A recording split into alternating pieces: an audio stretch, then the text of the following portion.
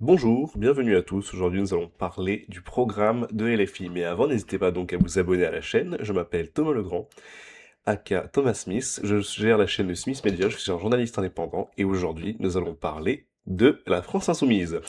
En effet, je vais faire plusieurs vidéos qui va donc parler du programme de Mélenchon, qui s'appelle donc Nouvelle France 2027, l'avenir en France.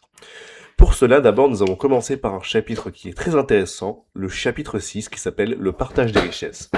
Nous allons donc aborder les différents chapitres du programme, tout en essayant d'expliquer comment cela peut améliorer la France d'une manière ou d'une autre. Donc, c'est parti. Mettre au pas la finance. Nous allons commencer. La finance s'est mise à terre l'économie réelle en 2008, sauvée par les États et donc les contribuables. Les banques n'ont pas changé leurs mauvaises habitudes. Pire, la crise du Covid-19 a servi de prétexte pour assouplir le peu de régulation européenne qui existait. C'est clair qu'après la crise financière de 2008, justement la crise des subprimes, les banques ont été sauvées par les États. Ça, c'est vrai. Mais après, il faut pas oublier aussi que les banques devaient être sauvées par les États. Sinon, ça serait donc la moitié des banques du monde qui auraient pu en souffrir.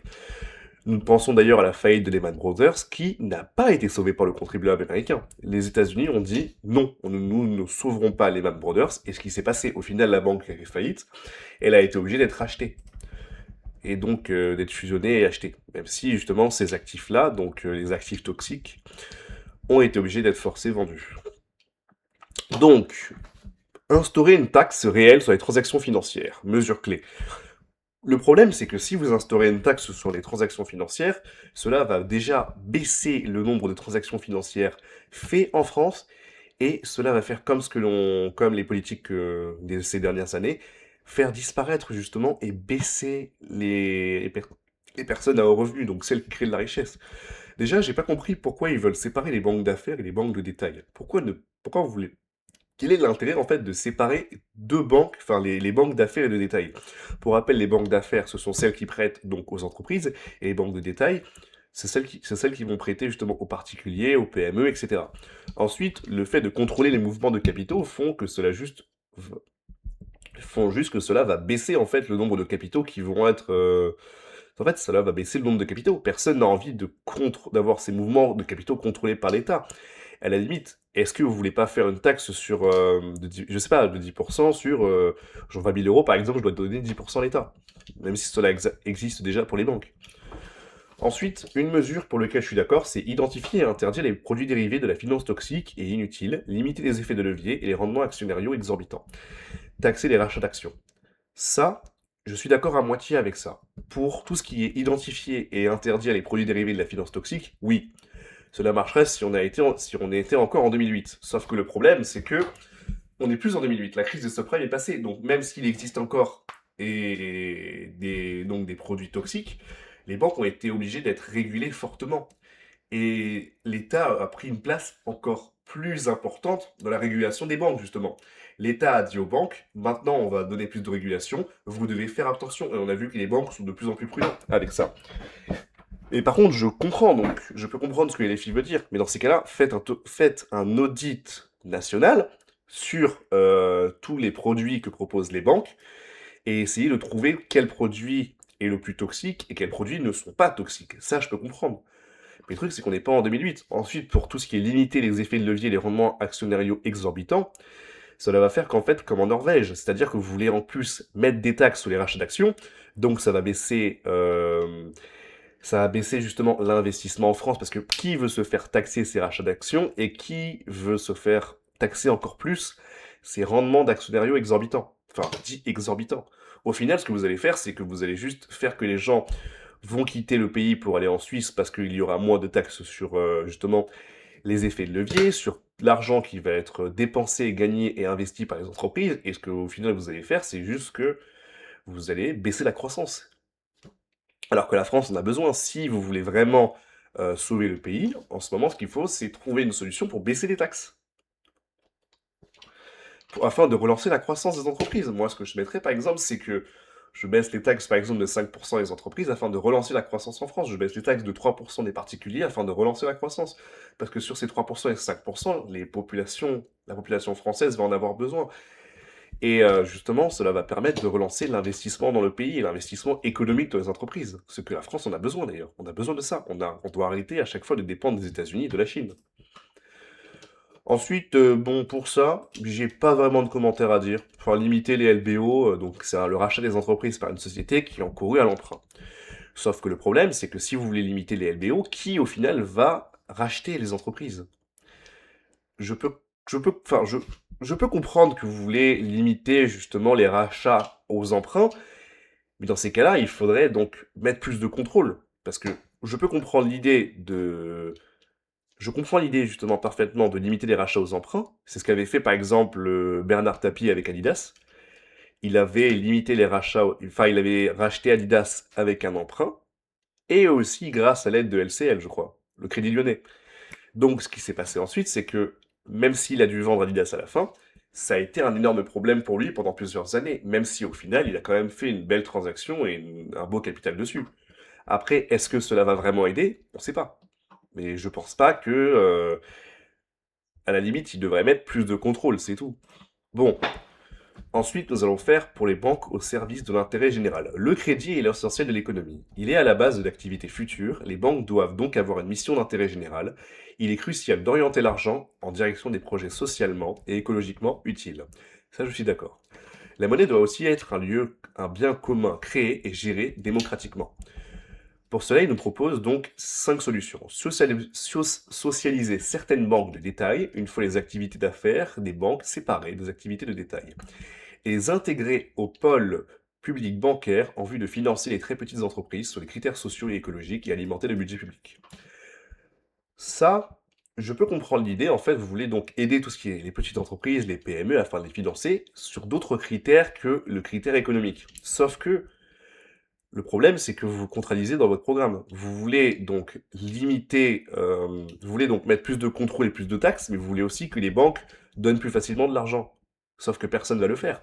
Au final, si juste on applique les anciennes, si on applique déjà la moitié des anciennes propositions que vous avez faites avant, les banques vont justement limiter les emprunts bancaires auprès des petites entreprises. Et sur les critères sociaux et écologiques, c'est un peu... Alors, je peux comprendre l'idée, mais c'est un peu débile. L'avantage, le but d'une banque, c'est de quand même être rentable. Si la banque emprunte à quelqu'un, c'est qu'elle est sûre que derrière, il y a remboursement avec intérêt. Donc, je comprends pas pourquoi vous voulez des critères sociaux et écologiques. À la limite, si c'est des startups, je sais pas, sur l'énergie verte, la banque peut faire un emprunt, mais il faut que l'entreprise puisse montrer qu'elle est en état de rembourser, justement. Et les critères sociaux, bah, à la limite, vous pouvez faire une sorte de score RSE pour les entreprises, mais auprès des banques. Je sais que ça se fait déjà avec le World Economic Forum. Est-ce que ça va marcher? Je sais pas. On peut toujours essayer. Pour les petites entreprises, en tout cas, on peut toujours essayer, c'est pas un problème. Mais on ne peut pas simplement prêter de l'argent aux petites entreprises sur des critères sociaux et écologiques. Ce n'est pas possible, en fait. Ensuite, réaliser un audit du coût numérique, économique, social et écologique des banques sur la finance de la société.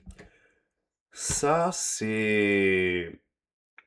Oui et non, dans le sens où c'est intéressant, réaliser un audit national des coûts économiques et sociaux, dans le sens où on veut quand même que les banques embauchent des personnes d'origine différente, c'est ce qu'on appelle justement la RSE. Non, ce qu'on appelle par exemple, je sais plus, il y avait, bon c'est pas grave, et ce qu'on appelle, enfin, le World Economic Forum avait fait justement un critère qui justement était un critère environnementaux, les critères sociaux et les critères financiers. Réaliser un audit du coût économique des banques, ok. Mais le problème, c'est que comment vous voulez réaliser les coûts écologiques? Au final, les banques prêtent seulement de l'argent.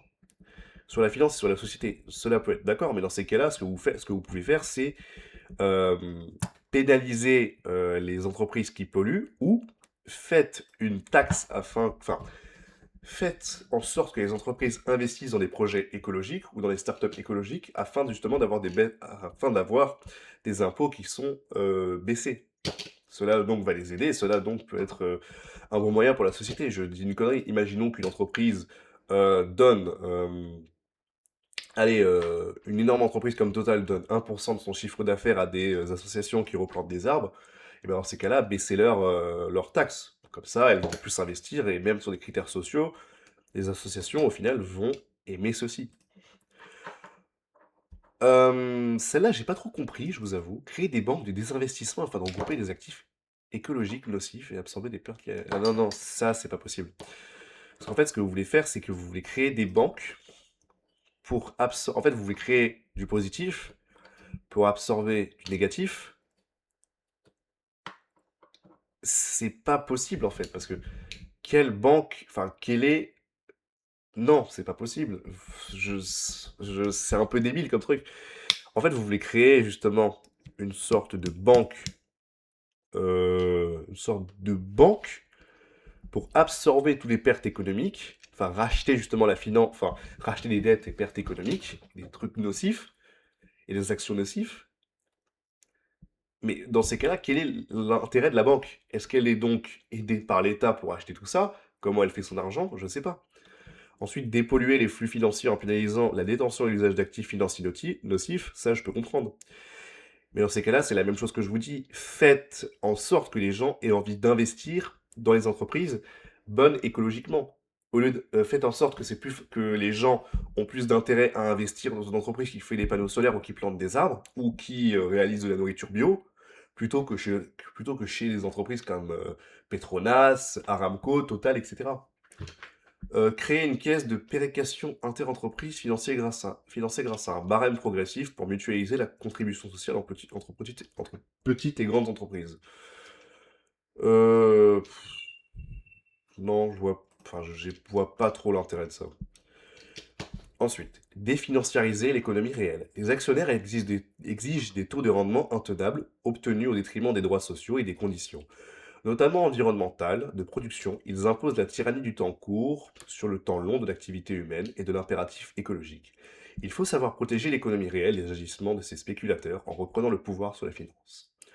Mesure clé, établir de nouveaux indicateurs de progrès humain pour mettre l'économie au service des objectifs et les critères de bien vivre, éducation, santé, etc.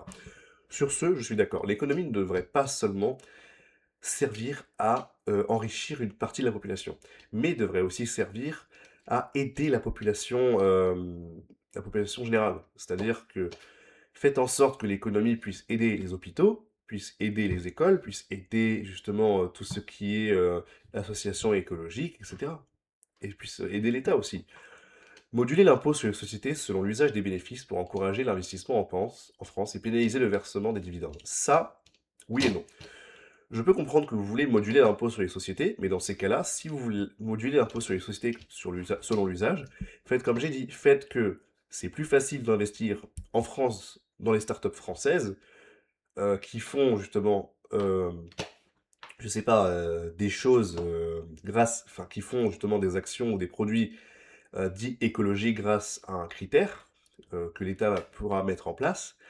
Mais pénaliser le versement des dividendes font que ça va juste baisser l'activité économique et moins de personnes investiront en France. Ensuite, interdire aux entreprises de distribuer un montant de dividendes supérieur à leurs bénéfices. Oui et non, ça j'ai pas grand chose à dire. En vrai, je peux comprendre l'idée, mais c'est inapplicable. Les entreprises diront non et au final, ça va juste baisser l'activité économique pareil. Là, vous vous trompez juste. Et des bonnes idées dans le programme, hein, je suis le premier à dire, mais le truc en fait, c'est que vous contradisez tout seul.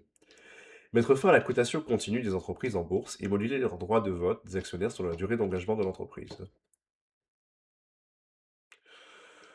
Non. Non, non, non, non, non, non, non, parce qu'en fait, en faisant ça, si vous voulez moduler justement, enfin, faire que la cotation en bourse des entreprises soit limitée, c'est pas possible. Il faut qu'il y ait quand même des entreprises, dans le CAC 40, qui soient stables. Ensuite, pour moduler les droits de vote des actionnaires, logiquement, ce n'est pas possible de mettre ça en place. Ce n'est pas vous qui allez décider ça. Après, est-ce que cela peut se faire? Oui. Enfin, normalement, un actionnaire est censé avoir du pouvoir sur les décisions de l'entreprise à partir du moment où il a des actions dans l'entreprise. Comment ensuite vous voulez faire moduler les droits de vote des actionnaires? Donc cela veut dire que, imaginons moi demain j'achète 50% d'une entreprise, on me dit oui, oui on va moduler tes droits, qu'est-ce qui va se passer? Bah, je vais revendre mes parts et je vais aller investir ailleurs.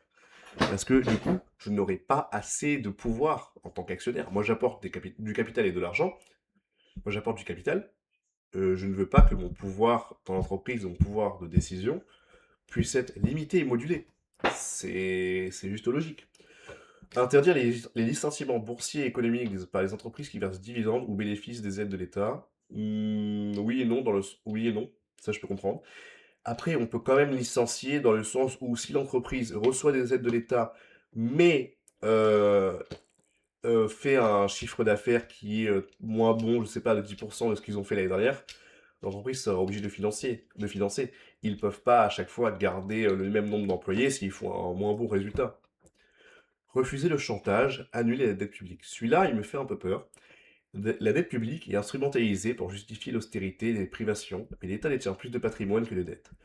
Chaque enfant né avec plus de 10 000 euros d'actifs publics, l'argent pour vivre mieux existe et l'action de la Banque Centrale Européenne, BCE, pourrait nous libérer de ce chantage des libéraux. Il faut aussi traiter la question des dettes privées qui est le véritable danger à court terme. Mesure clé, exiger que l'Union européenne, que la Banque Centrale de l'Union européenne, que la BCE, la Banque Centrale Européenne, transforme la part des dettes de l'État qu'elle ne possède en dette perpétuelle à taux nul. Ça, c'est faux. Ça, je peux pas dire. Une dette de l'État français n'est pas forcément n'est pas la dette de l'Union européenne. Ça veut dire que la France, par exemple, a 3000 milliards de dettes, je crois, un truc comme ça. Comment voulez-vous faire que la BCE trouve un intérêt dedans? Vous ne pourrez pas la forcer et vous ne pourrez pas la convaincre que c'est économiquement viable, d'une certaine manière. C'est idiot. Là, par exemple, la première mesure phare, c'est faire racheter à la BCE la dette publique qui circule sur les marchés financiers, sans passer par les banques privées et mettre en place l'autorisation des découvertes des États auprès de la BCE, afin de sortir le financement de l'État de la main des marchés financiers. Donc, ce que vous voulez faire, en fait, c'est vous voulez faire acheter la dette publique à la BCE sans passer par les organismes normalement qui gèrent ça, et vous voulez quand même ensuite, donc je reprends ce que vous avez dit tout à l'heure, que ces mêmes organismes-là aient moins de pouvoir. Au final, ce que vous voulez faire, c'est juste limiter le pouvoir des banques par rapport à leur réel rôle, et vous voulez faire en fait racheter la dette afin de l'annuler, ce qui n'est pas possible. Autant justement baisser la dette petit à petit. La dette française est beaucoup trop grosse, c'est vrai, mais on devra juste, dans les prochaines années, ça sera obligatoire, changer notre système pour au moins la rembourser petit à petit. On ne pourra pas tout rembourser d'un coup. Et au final, ce qui va se passer avec cette mesure-là, si on prend celle-là, si on la prend, c'est que les banques vont se barrer, c'est tout. Pourquoi elles resteront en France? C'est pas économiquement viable, elles auront moins de pouvoir. On va moduler le droit des actionnaires et au final, on leur donnera, on leur dira ouais, tu rachètes juste de la dette parce que l'État le veut, et au final, ce ne sera pas bon économiquement pour toi. Ensuite, réinstaurer un circuit du trésor pour sortir la dette publique des mains des marchés financiers, oula, en la rendant obligatoire la détention des parts minimum de leurs fonds propres au fond du trésor français. Bah ouais, bah non, c'est ce que je dis en fait. Vous voulez juste que les banques financent la dette, remboursent la dette française. Alors que non. Là, le vrai enjeu économique du pays, le vrai enjeu qui va arriver bientôt, c'est que la France va devoir rembourser sa dette. Changer son système de retraite, rembourser sa dette, parce qu'on n'est même pas sûr que la génération actuelle, les millennials, les alphas et les Gen Z, vont pouvoir avoir une retraite sur ce système-là. Le système français, justement, est basé sur le système de la Seconde Guerre mondiale, enfin après la Seconde Guerre mondiale, quand il y a eu le baby-boom. Sauf que le problème maintenant, c'est que on est l'une des premières générations qui est plus pauvre que la génération d'avant. Et il y a 9500 milliards d'héritages qui vont bientôt venir dans les 10-15 ans aux mains des Français de nouvelle génération. Donc le truc, c'est que là, vous voulez juste financer, vous voulez juste que les banques remboursent les bêtises des gouvernements d'avant, ce qui n'est pas possible. On vous dit, il faut juste changer le système, pas en profondeur d'un coup, mais il faut juste le changer petit à petit afin que l'on puisse commencer à rembourser notre dette petit à petit et contracter moins de dettes.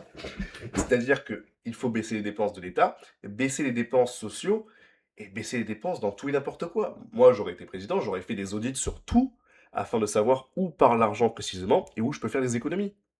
On arrête d'envoyer ça à si, on arrête d'envoyer 44 milliards à l'Ukraine si après on va faire 200 millions d'euros d'économies. C'est super con. Parce qu'au final, en faisant ça, ce qui va se passer, c'est qu'un jour, on va devoir rembourser tout d'un coup. Et justement, la France va connaître un moment qui va être très mauvais pour elle. Ensuite, vous voulez réaliser un audit citoyen de la dette publique pour déterminer la part illégitime et préparer un réaménagement négocié de la dette publique. Je peux comprendre l'idée, mais dans ces cas-là, vous voulez juste... Enfin, là, ce que vous voulez, en fait, c'est pas possible. Économiquement, c'est impossible. Il y a des bonnes idées, c'est vrai. Faire que les entreprises et les banques investissent plus dans le social, dans l'écologie, etc.